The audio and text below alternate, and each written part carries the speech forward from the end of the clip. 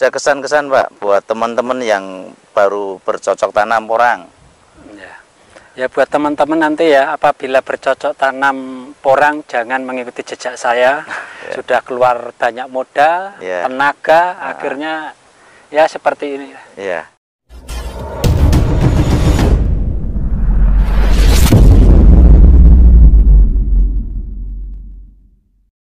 Assalamualaikum warahmatullahi wabarakatuh. Hari ini kita main di Klaten, tepatnya di Pakis ya Pak ini Pak? Ya, Pakis, Kecamatan Wonosari. Nah, saya main dengan lahannya Pak Kamto. Beliau ini petani porang yang 2 musim ini. Pada waktu musim kemarin, beliau sudah mampir ke rumah, sudah coba sharing untuk penanaman, karena beliau dari dulunya itu memang belum mengetahui namanya porang. Dia sudah nanam gurune ya di YouTube. Nah, gitu. Terus alhamdulillah untuk tanaman kemarin itu merasa agak gagal ya Pak. Iya. Agak gagal. Nah, untuk tahun kedua ini ialah tahun dari umbi.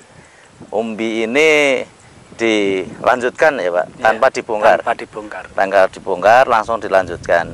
Nah, ini untuk hasilnya umbi ini untuk pertumbuhan kemarin menurut beliau itu sebenarnya sudah lumayan bagus ya. Sudah lumayan bagus. Terus di akhir-akhir kemarin sempat dikasih pupuk kandang susulan. Nah, disebar di atasnya. Ini kebetulan ini tidak dibongkar.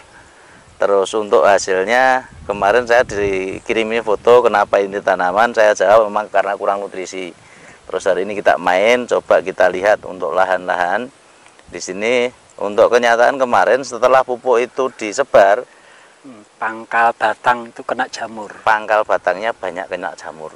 Nah, ini untuk diperhatikan juga. Untuk pentingnya olah lahan. Ini pentingnya olah lahan, harusnya memang untuk tanaman ini sebaiknya memang setiap musim itu dibongkar ulang, lahan digemburkan lagi. Yang kedua, pupuk kandang itu harusnya dicampur secara homogen.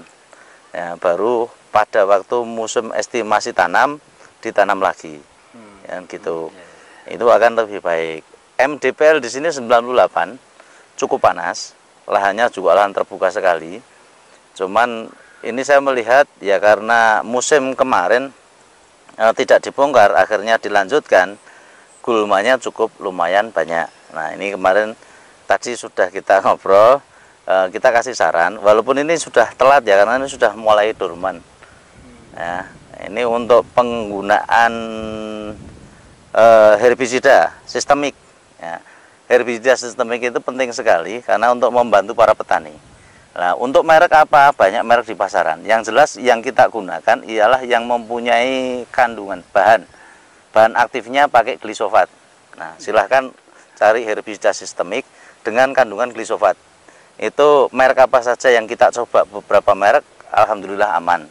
Nanti jenengan bisa praktekkan juga untuk yang kandungannya glisofat, karena ada herbisida yang tidak kandungannya bukan glisofat.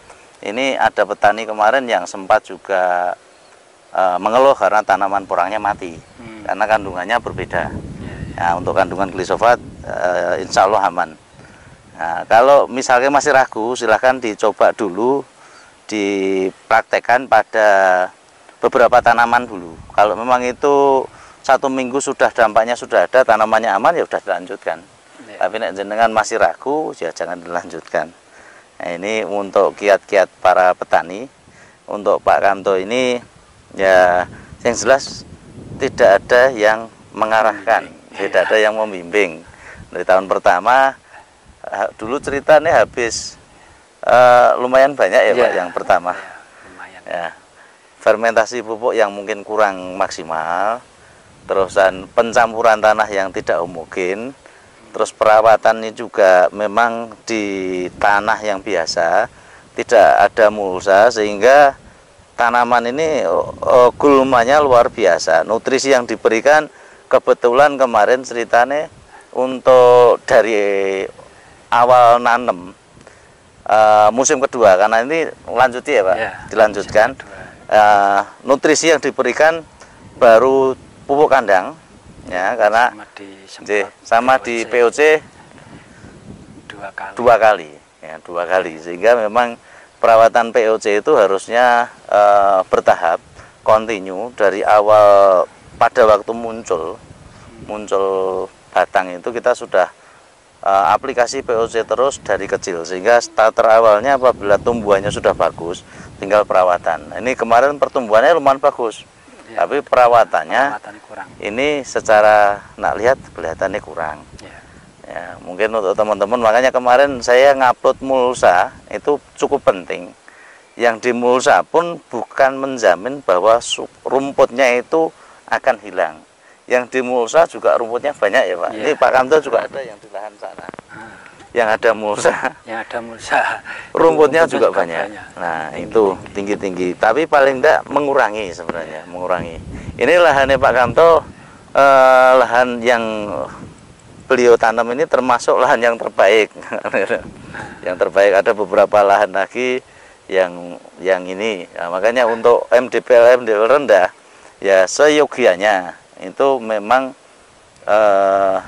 dikasih bantuan Pak, dikasih bantuan untuk tanaman. Nanti misal ada penanaman jagung di sampingnya, sebulan sebelum tanam itu akan meredam juga untuk udara yang cukup panas. Nah itu yang kedua nih, mungkin hasilnya akan tambah. Terus yang ketiga untuk tanaman-tanaman pengganggu seperti tadi, pepaya terus pisang dan sebagainya, pada dasarnya akarnya sangat mengganggu untuk tanaman. Ini untuk para petani porang ya, kita belajar dari pengalaman yang ada, termasuk pengalamannya Pak Kamto ini luar biasa, berani melangkah, tidak cuma mendengar. Nah, kita melangkah walaupun ya sesekali, 2 kali atau beberapa kali masih ada sandungan-sandungan, itu wajar ya, karena itu proses untuk keberhasilan itu ya memang harus menjalani dulu. Iya, amin. Tidak bisa langsung. Suatu saat pun apabila sudah banyak sharing, banyak ketemu petani-petani, saling bertukar pengalaman yang ada, insya Allah untuk hasil nanti juga mulai mengikuti ya, mengikuti. Ini Pak Kamto, petani yang ada di Wonosari, Pakis, Klaten. Nah, Klaten, MDPL 98 untuk tanaman umbinya masih ini harusnya sudah ada yang mulai dorman, cuman gulmanya cukup banyak. Ya, ini bisa diperhatikan. Mungkin ada kesan-kesan Pak buat teman-teman yang baru bercocok tanam porang. Ya buat teman-teman nanti ya, apabila bercocok tanam porang jangan mengikuti jejak saya, yaitu cara pengolahan lahan yang salah. Ya kita harus mempersiapkan lahan dan sebaiknya kita cari pembimbing. Nggak seperti saya cuma berpengalaman di belajar di YouTube, jadi kurang detail untuk pengolahan tanahnya. Ya itu. Semoga teman-teman nanti kalau mencoba ya lebih bagus, tidak seperti saya. Ya saran saya cuma harus dipersiapkan terlebih dahulu lahannya, dan yang paling penting itu harus perawatan harus rutin. Dan juga lebih baik pakai mulsa. Mulsa itu pun juga enggak ya, kita juga harus merawat juga ya. Enggak ya, dibiarkan begitu saja. Seperti di tempat saya yang satunya itu saya mulsa tapi juga enggak rumputnya masih banyak. Enggak dirawat. Rumputnya luar biasa juga gitu. Ya. Sudah keluar banyak modal, tenaga, akhirnya ya seperti ini. Ya, itu salut perjuangannya Pak Kamto, terima kasih. Ini silahkan belajar dari sebuah kegagalan, itu akan membuat kita menuju keberhasilan. Jangan meniru orang yang cuma berhasil, karena di konten YouTube itu rata-rata yang ditampilkan itu yang baik, yang berhasil, tanamannya yang wow. Yang gagal itu jarang sekali diupload. Makanya kemarin sampai kita bikin hampir 70% petani porang itu gagal. Ya kenapa? Yang baik-baik itu yang ditampilkan, yang jelek tidak ditampilkan. Kita open saja untuk masalah teman-teman yang mau sharing. Silahkan nanti kalau misalnya ke Solo, Pinara di rumah tidak apa-apa ya. Tapi kalau nanti lewat ada WA yang selalu saya bagikan. Yang jelas apabila telepon ya mohon WA dulu ya, karena tidak semua nanti untuk telepon selalu akan bisa saya angkat. Nah, untuk aktivitas di siang mungkin saya masih di lahan, HP saya tinggal dan sebagainya, mungkin waktu malam bisa telepon konsultasi. Yang pernah kita alami, yang terus terang kita akan bisa bagikan.